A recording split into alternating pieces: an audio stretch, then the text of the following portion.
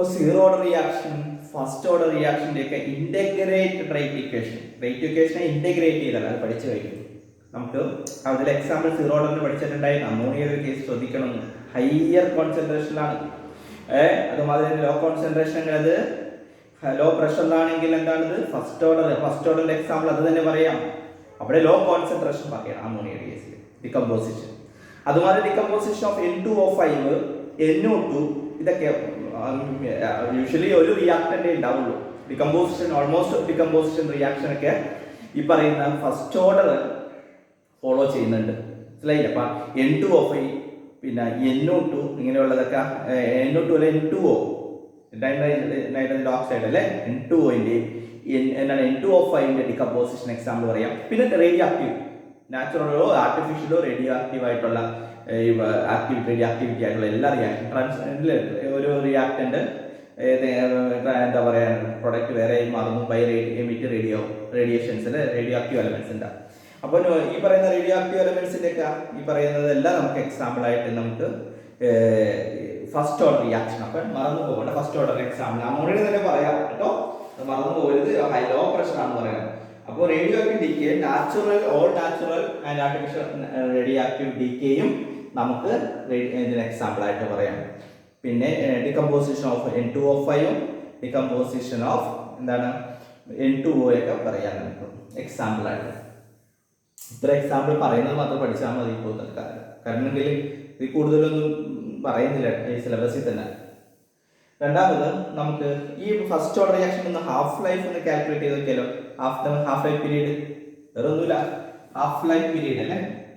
Half life period of first order reaction, half life of a first order, half life of a first order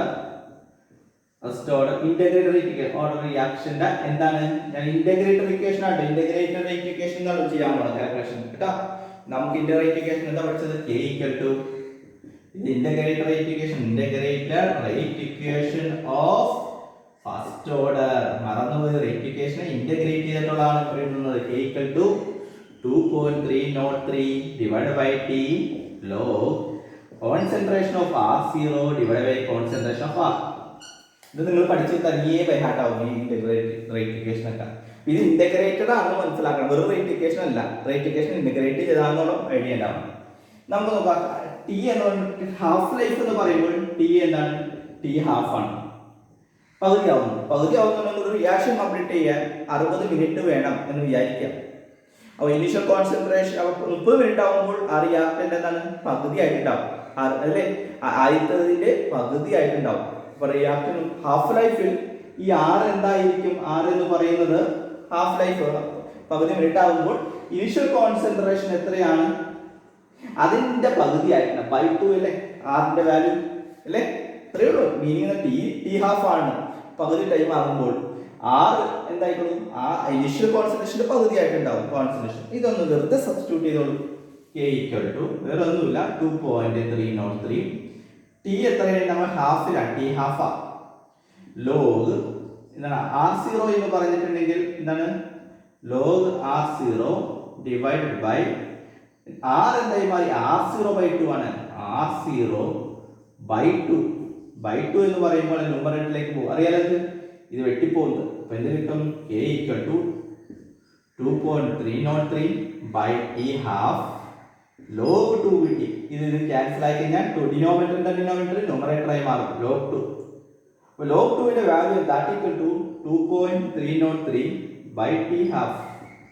log 2 ന്റെ value 0.301 ആണ്. ഇത് നമ്മൾ into ചെയ്യാം, multiply ചെയ്യാം. 0.0 K equal to 0.2 into 3 6 ആണ് കേട്ടോ അല്ലേ. അപ്പോൾ 0.301 കേട്ടോ. അത് ചെയ്യുമ്പോൾ നമുക്ക് കിട്ടുന്ന വാല്യൂ 0.693 ആണ്. 0.693 ലോഗ് 2 ന്റെ വാല്യൂ ആണ് എഴുതിയിരിക്കുന്നത്. Divided by T half, that is T half equal to K താഴെ കൊണ്ടുപോയി ഒരു കോൺസ്റ്റന്റ് കിട്ടി 0.693 by K. ഇതെന്താ? T half എല്ലായ്പ്പോഴും കോൺസ്റ്റന്റ് എന്ന് പറയാം. നമ്മൾ ഫസ്റ്റ് ഓർഡറിന്റെ എങ്ങനെ തീരുമാനിക്കുന്നത്? K എല്ലായ്പ്പോഴും കോൺസ്റ്റന്റ് ആണ്. 10 മിനിറ്റ് ആയാലും 20 മിനിറ്റ്സും അല്ലെങ്കിൽ ഫസ്റ്റ് സെക്കൻഡിലും സെക്കൻഡ് സെക്കൻഡിലും തേർഡ് സെക്കൻഡിലും ടൈം വേരി ചെയ്തുകൊണ്ടിരിക്കോട്ടെ. കെ ഫസ്റ്റ് ഓർഡറിന്റെ നമ്മൾ പറയുന്നത് കെ എന്താണ് കോൺസ്റ്റന്റ് ആണെങ്കിൽ ഫസ്റ്റ് ഓർഡർ എന്ന് പറഞ്ഞത് നമ്മൾ സിഗ്നിഫിക്കൻസ് ഓഫ് എന്താ കെ പഠിച്ചതല്ലേ. അപ്പോൾ എന്താ പറയാ കെയുടെ വാല്യൂ കോൺസ്റ്റന്റ് ആയിക്കോളും. അപ്പൊ ഇതൊരു വാല്യൂ കോൺസ്റ്റന്റ് ആണ്. ഈ കോൺസ്റ്റന്റ് വാല്യൂനെ ഡിവൈഡ് ചെയ്യുന്നതും ഒരു കോൺസ്റ്റന്റ് വാല്യൂ ആണ്. ആസ് എ റിസൾട്ട് മൊത്തത്തിൽ എന്താണ് ഈ കോഷ്യന്റ് എന്തായിക്കോളും കിട്ടുന്നത് നമുക്കൊരു കോൺസ്റ്റന്റ് ആണ്, ബിഗ് കോൺസ്റ്റന്റ് ആണ്. കാരണം ഫസ്റ്റ് ഓർഡറിന്റെ കെ ഡിഫറെന്റ് അല്ല, സെയിം ആണ്.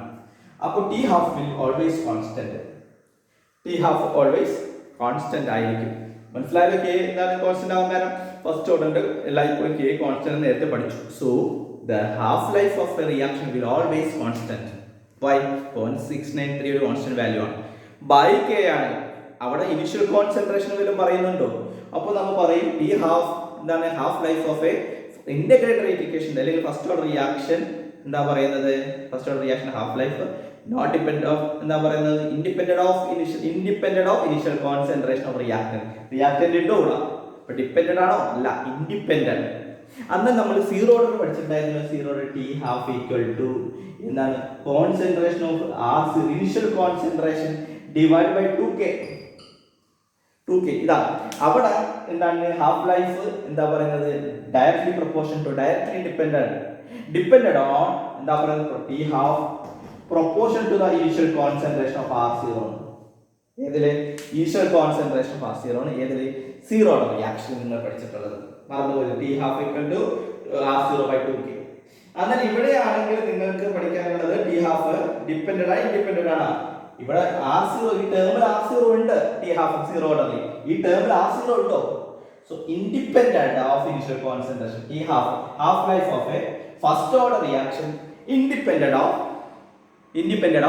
initial concentration. In the why in the by the equation it is clear that there is no term of concentration of R0. വല്ലതും ഉണ്ടോ ഇവിടെ? ഇല്ല.